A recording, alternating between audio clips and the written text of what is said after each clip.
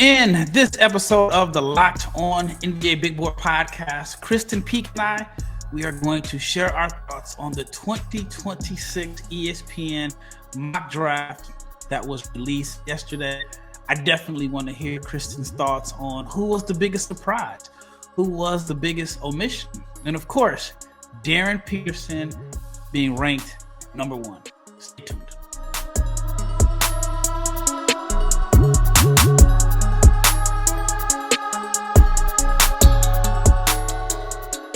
Big shout out to each and every person that has made the Locked On NBA Big Board podcast your first listen of the day. I am your host, Rafael Barlowe, along with my co-host, Krysten Peek. And today's episode is brought to you by FanDuel. And right now, new FanDuel customers can get $150 in bonus bets if your first $5 bet wins. And also, I want to let you know about the Locked On newsletter. It is your one-stop for ultimate team and league coverage delivered right to your inbox every single day. So whichever team you support, whether it's Locked On Lakers, Locked On Mavs, Knicks, Cavs, check it out at lockedondaily.com. And if you are not subscribed to the YouTube channel, please subscribe, like, share, comment, click the bell so you can be notified every time we drop an episode. There's the Locked On NBA Big Board YouTube channel. All right, let's get right into this episode. Yesterday, I was writing an article for my newsletter. Then I get the notification that ESPN dropped their 2026 mock draft. So the first person I had to reach out to was Krysten because this is a class that you cover a lot of the classes, most of the classes for the last 10 plus years longer. Yeah. But this is a class that is very special to you. And I know you've mentioned it on this podcast, and you mentioned it privately. So you're the first person I called, and I wanted to hear your thoughts. And we talked about it before, maybe about a month ago. And I remember when we talked about it, I saw some of the comments, and people thought we were crazy to even think that Darryn Peterson could bypass AJ Dybantsa as the number one player. And of course, this is way early. What is it, like 18 months or something like that? Probably too early. But it's too early. I would always fight, and I get it. Like we as writers, we have jobs. Mock drafts always click.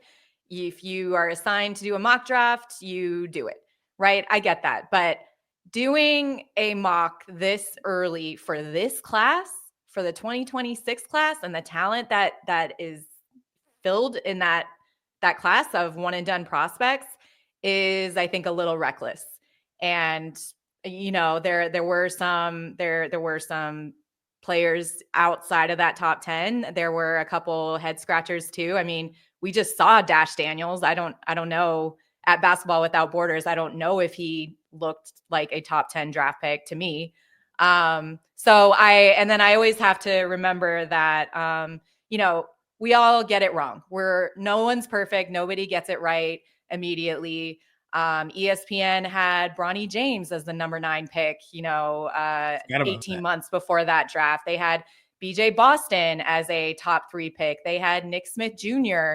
as a top 3 pick. So no one is ever right and all the time. And I just mock drafts, especially on a platform like ESPN this early, feels a little reckless to me. But that being said, I mean, we get it. You get assigned things that you have to write, and you do it. So that's what I'll say about that.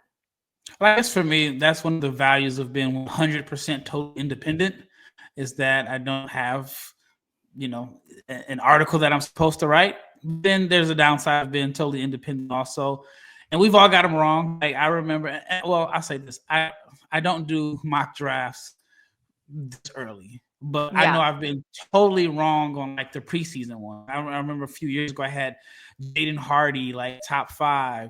There was a kid playing in Spain. I forgot his name right now. Everybody had him top 5, and the flashes were there. And I think the Wizards ended up drafting him in the second round. He's been stashed and hasn't been heard of since. So yes, we're going to get it wrong. But I was actually shocked I was half shocked that they put it out, especially right now. But then understanding that this class has some names, and the fact that AJ has been getting all the love and the hype, and to put him at number 2 is definitely going to generate some conversation. Obviously, we're talking about it here. It's going to, register on the algorithm. So let's talk about that. I'm not surprised, but I am shocked that they did it this early. What were your thoughts on seeing Darryn Peterson surpass AJ as the number 1 prospect in 2026, according to ESPN? I like what he's been doing lately. I'm not surprised. He's just been on a tear, having 58 points in a game against AJ. ESPN was at Hoop Hall Classic, where Utah Prep embarrassingly lost to Mount Verde. I think the halftime score was 47-14 or something. And then he didn't play very well at Overall Star Weekend, where ESPN was there. So I get why they have Darryn ahead of AJ in this particular mock draft. I know NBA teams, there are some teams that actually like Darryn Peterson and his pro potential over AJ Dybantsa. But it's not like, oh my gosh, it's not like putting Scoot Henderson above Victor Wembanyama. I don't think it's that far in terms of like generational talent that we're talking about. The gap is absolutely closing between Darryn Peterson and AJ Dybantsa. AJ will tell you that. Darryn will tell you that. Their dads and parents will tell you that. But to see it this early, I mean, I'm surprised I haven't gotten a phone call yet from Ace Dybantsa, But you just gotta chalk it up with a grain of salt. And what I think with these mock drafts coming out so early, you use that. For agents use it, or kids point to it, players point to it and say, ESPN has me, Krysten number 7 overall. I want X amount of money in an NIL deal. You know what I mean? And so, but I'm not surprised that Darryn is number 1, just in the events that I've seen ESPN at, and the fact that AJ hasn't played very well at those particular events, and Darryn has. And so is Nate Ament. Nate Ament was incredible against Darryn Peterson at Hoop Hall. Well, I would say one of the reasons I am surprised is because, one, ESPN makes such a big deal about AJ's announcement, and we did a podcast right after it. It was on First Take. There's a relationship there, and then a month and a half later, they move him down to number 2. Whether it's fair or not, I was actually surprised with that. One of the things you said is funny was about the agents. I talk to agents all the time. If the mock draft works in their favor, they use it. But then they'll be quick to tell you, oh, man, I don't pay attention to these mock drafts. They mean absolutely nothing. The teams don't value them. So you hear both sides of it. My question for you is, do you think this is going to motivate AJ? Do you think this is going to put another chip on his shoulder? Because I personally feel like with all the hoopla surrounding him and all of his commitments, he probably hasn't had a chance to really just focus on basketball. I feel like Darryn Peterson's situation is a lot different because he's coming in as the underdog. He is the guy that has a lot to prove, while AJ might just be, I'm just trying to get through my senior year and go to college. Is that a fair train of thought in your opinion? Yeah, and the thing is like anytime you're at the top, it's lonely, right? If you are the number 1 player, you're always going to have a target on your back. The fact that AJ has been number 1 for so long, of course he's going to have a target on his back. Of course, players are going to give him their best game every time, because they want to prove something and prove that they also should be in consideration and they should be in conversation for the top pick. I mean, I think we see it with all 3 of them, Darryn Peterson, AJ Dybantsa, and Cameron Boozer. At one point or another in any given game, any given tournament, you can look at any one of those players and be like, no, they are the best player in this class. They are hands down. You know what I mean? And so for AJ, is it going to motivate him? Of course. Like, nobody wants to be stepped over in any ranking, period. So I think, it'll be interesting to see them at McDonald's during the practices and the scrimmage. Darryn is not playing for Nike Hoop Summit. So that'll be another kind of go around. And then they're both playing in the Big 12 next year. So we're going to see them square off again, and in college. So I don't know. like, yes, it's a big deal, but then again, it's 18 months from the draft and it's not a big deal.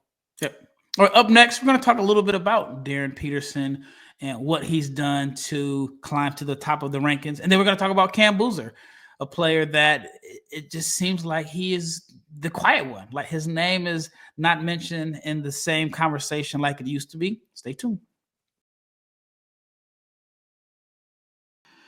When the games tip off, the NBA action is just getting started, and there is no better place to get in on it than FanDuel, America's #1 sportsbook.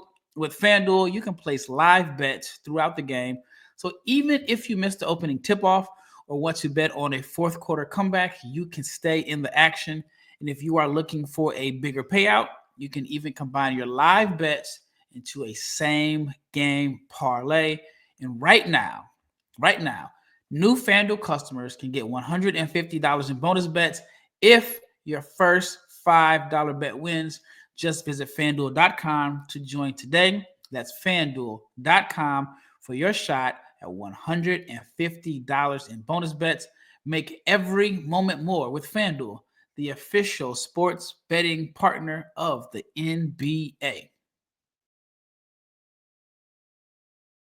All right, second segment, Darryn Peterson going to Kansas. AJ Dybantsa is going to BYU. We're going to get a chance to see them play next year in the Big 12. And then let's talk about Cam Boozer, who maybe 18 months ago, you would have thought it was a two-man race between him and AJ. And then Cam has kind of, I don't want to say forgotten. I mean, his name is always mentioned, but it's always mentioned as like now, like maybe like a tier below or number 3. And probably if 10 out of 10 people did mocks, he would be mentioned at number 3. What are your thoughts on Cam Boozer? And I have another question for you. And this is kind of off the subject. With the rumors of Jay Lucas going to Miami, Yep. Do you think there's some smoke about the Boozers possibly going to Miami if Jay ends up getting the head coaching job? I'll answer that one first. Absolutely, it's a possibility. I mean, Jay Lucas is family. He was the head recruiter for the Boozers. He's literally a cousin of their mother. So are those conversations that are being had? Absolutely. But they also, John Shire and Jay Lucas share the same agent, Evan Daniels, who used to be in our space, in the high school space. So I don't know how that works out. But is it a possibility that he could get them to flip to Miami? 100% is a possibility. But do I think it's actually going to happen? No. But those conversations are definitely going to be had, especially if Jay gets the head coaching job. By the way, I love Jay Lucas. I met him first when he was an assistant at Texas, then went to Kentucky. Obviously, he's been at Duke. He is a great coach. He's responsible for all the defensive schemes at Duke.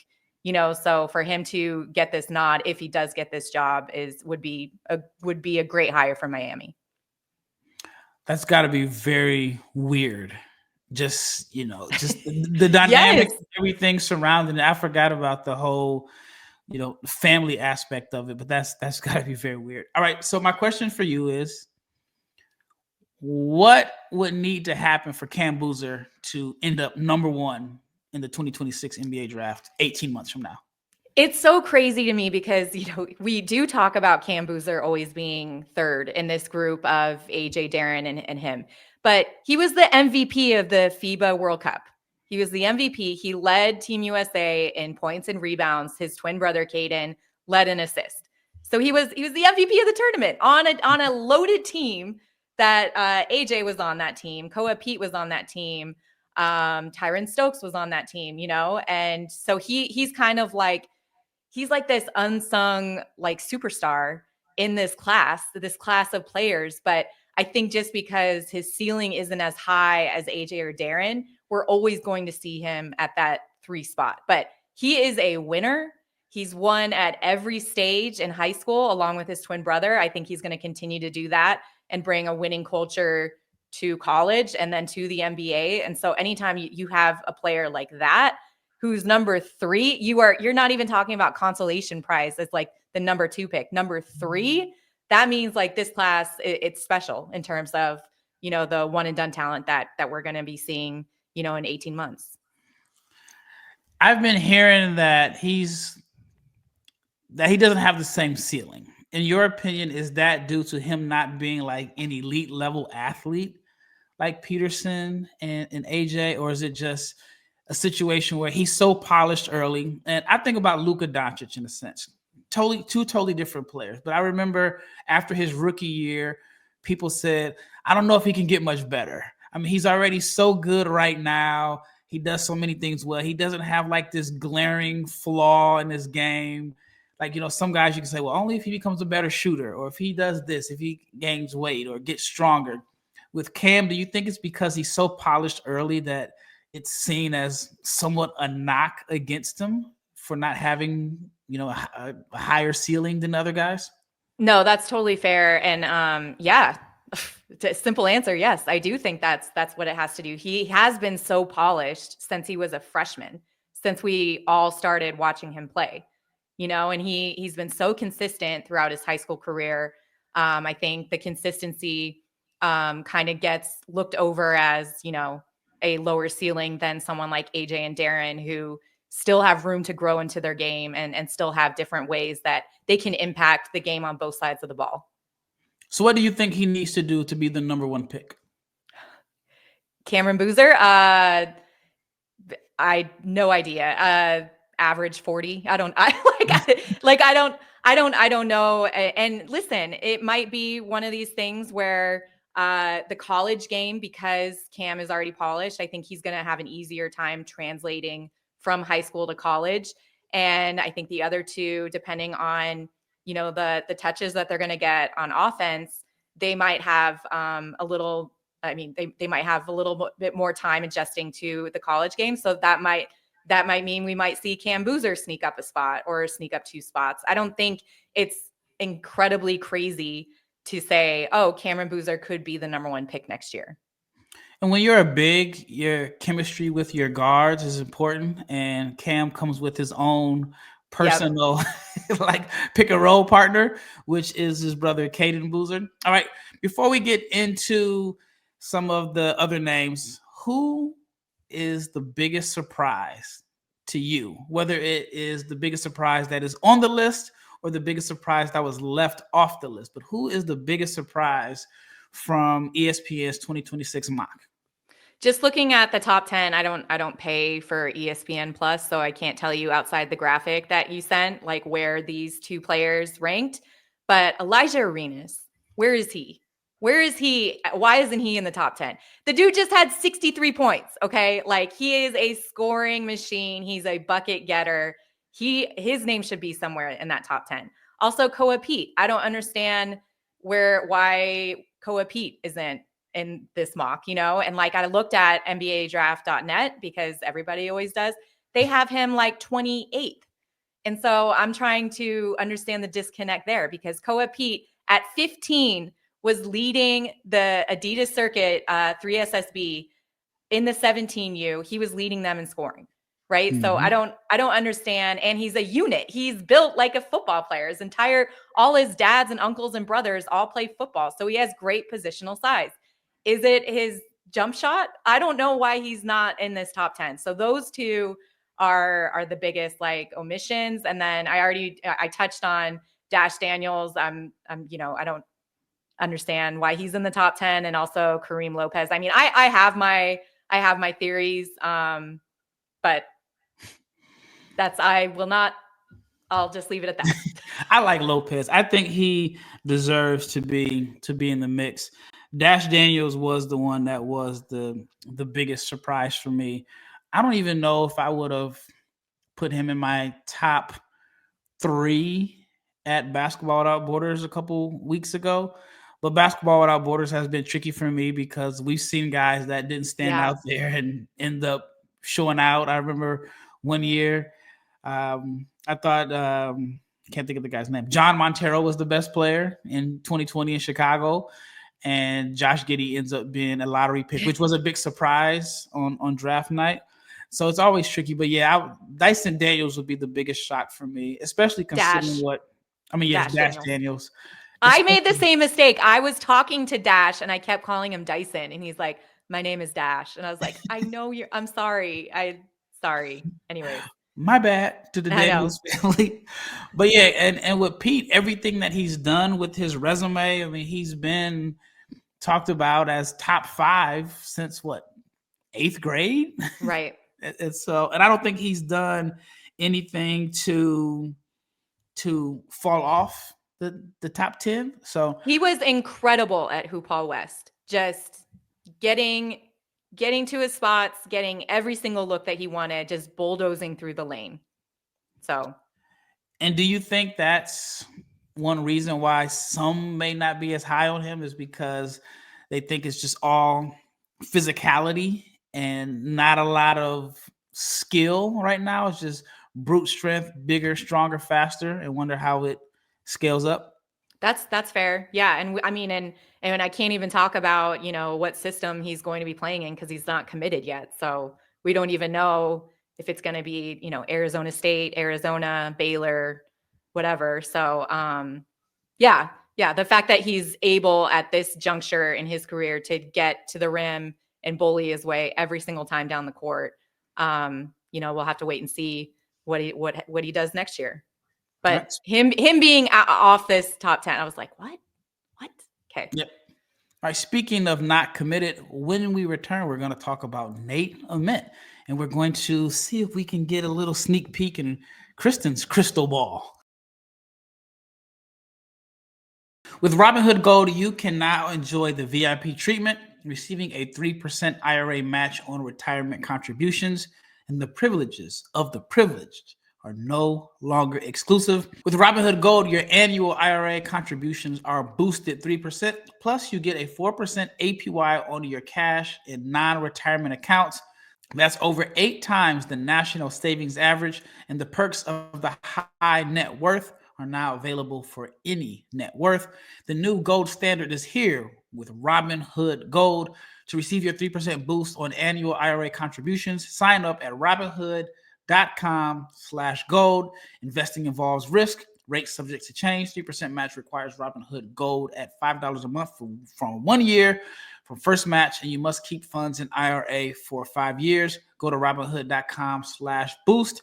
Over 8 times the national average savings account interest rate claim is based on the data from the FDIC as of November 18th, 2024. Robinhood Financial LLC is a member of the SIPC. Gold membership is offered by Robinhood Gold LLC. All right, last segment, Nate Ament. ESPN had him ranked at number 4. Describe his game, and do you think that was a fair ranking for him? We're looking at this top 5 group right here, right? Like, this is all based off outside of Cam Boozer, who we already talked about being a polished product. Nate Ament, his ceiling and upside just screams NBA potential. His pick and pop game, I mean, he's still very, very skinny. He's going to have to add some weight and some muscle mass to his frame. But what he does on the court, I know I've told you this story before, Rafael, but when I was at the Slam Classic at Rucker Park or whatever, nobody was really taking it seriously except Nate Ament and AJ Dybantsa. They were picking up each other full court, so he's got that competitive edge to him. I think he's just scratching the surface in terms of what his potential can be as an NBA big, playing inside and outside. He's got the 3 ball. He's a pick and pop threat. And he's just so quick on his feet. He's got the verticality. He's got the lateral movement, and he's got the length to be a rim protector. Right. Yeah. So, but I want to give him 10 cheeseburgers every time I see him because he's just so skinny. It's his defensive versatility that I think that makes him so intriguing.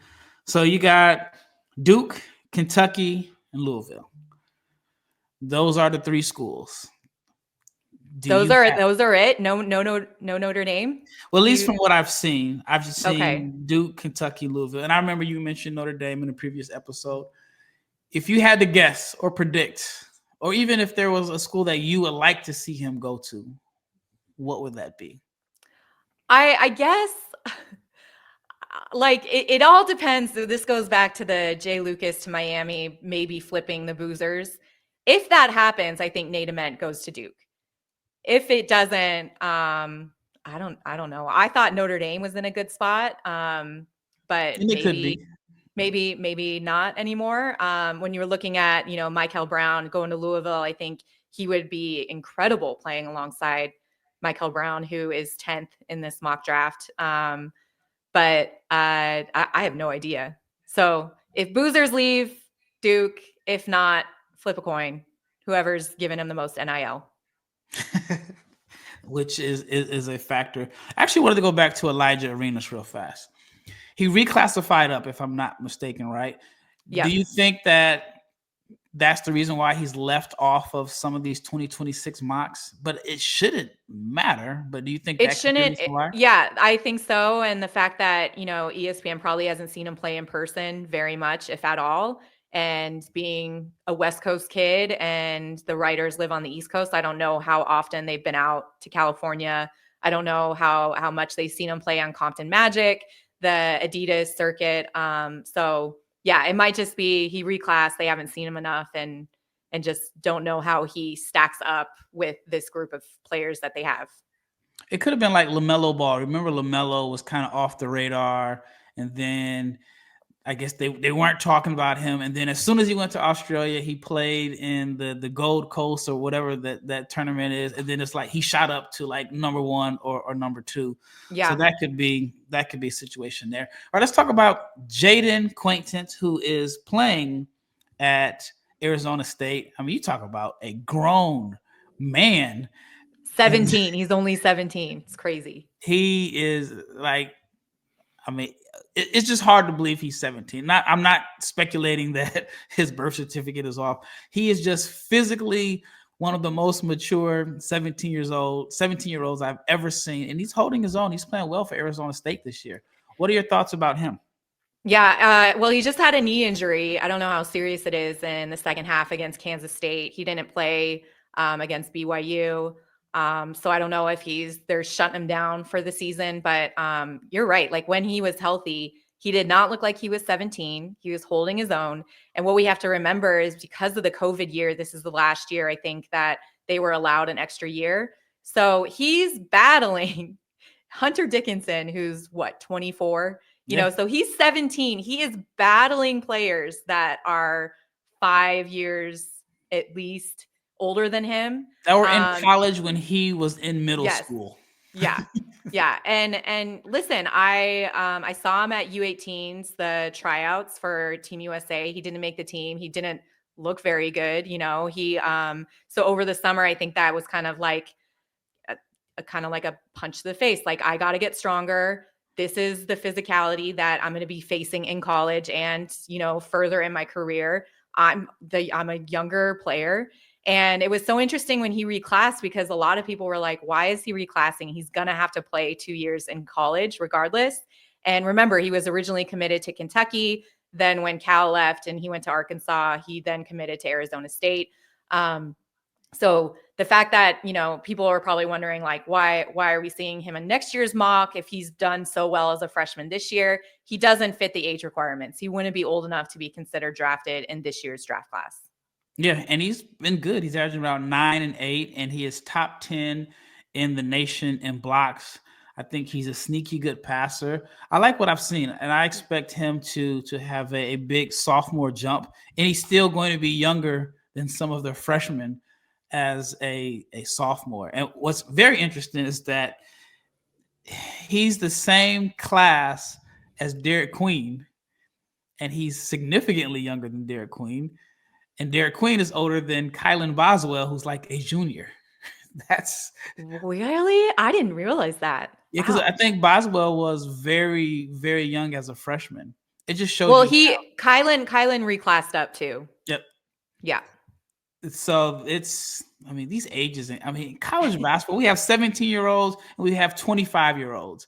And I've heard this rumor, and I've heard it, and I'll just say it, that a lot of the true seniors this year are going to petition the NCAA for an extra year because they're the only group that won't get 4 years of NIL. And so I'm hearing that. I've heard it from different agents are trying to recruit, and they're like, there's no sense of urgency with the kid or the parents. And so I think we all thought the COVID year was done. We thought it was going to go back to normal, but I believe that the true seniors are going to possibly get another year of eligibility because they feel like it's unfair. Every class going forward is going to have 4 years of NIL, and they didn't get it. So that's going to be something to look out for next year. I hadn't heard that. That's news to me. But. Yep. I've been hearing it. And just, from people that are trying to put together lists for like senior camps, not necessarily Portsmouth, but just how to recruit some of the seniors, because there's like no sense of urgency with a lot of the seniors, especially when you consider how much money you can make in NIL compared to playing professionally in Europe, where it's significantly less money. All right. Quaintance, do you see him as a top 10 pick next year? Yes. Pending what this knee injury is, sure. If it's a ACL, if it's a significant injury, I would keep him in the lottery, but not top 10. If he were eligible to be drafted this year, would you be comfortable taking him in the first round? Without the injury. Oh, no. I think there's so much depth to this class, and maybe a team would roll the dice on him, but you're talking about a 17-year-old bringing him into an organization around some players that might be twice his age for development, and you're going to throw him in the G League where he's going to have to fight for minutes. Like, I would say if I was meeting with him and he was draft eligible this year, I would say, go back to college, develop a little bit more, get stronger, and come out next year. From like the perspective of, if I were like thinking about his best interests, then that would be my advice. But from a team perspective, I'd probably think like, if we draft him now, we can probably get him at 27. If he comes back to school, we're going to have to really stink to get him, because he's probably going to be a top 10 pick. But it's not an option. But he's a player that when I look at this class, I always kind of wonder what would be his draft range based off of the flashes that he's shown, the rim protection, and his upside compared to, a guy like Maxime Reynaud, who is a senior. Rasheer Fleming is a junior. Some of the other bigs are more experienced. And this is a class where I do think that there are some good bigs. There's not a lot of bigs that have great positional size. And Molly Walsh is probably the only one that just has like the ideal positional size. Some aren't 7-footers. If they're 7-footers, they may not move as well. So I think he would be a first round pick if you were eligible for this draft. That you make a good point. You've changed my mind. You're right. If I'm a team, you can get him cheap. He's 2 years away from being 2 years away. You know what I mean? But you get your hands on him, and that's a good point. You changed my mind. Yeah, well, from a team perspective, you want as many talented players in the draft pool to choose from, as opposed to a thin pool. Well, that wraps up this episode of the Locked On NBA Big Board Podcast. Once again, it's always good to have you on to share your insights on the 2026 class. And if you are not subscribed to the YouTube channel, please subscribe so you can hear more of Krysten's takes. So please subscribe. We are your daily source for NBA draft content. Once again, it's Rafael, Barlowe, and Krysten Peek, and we are out of here.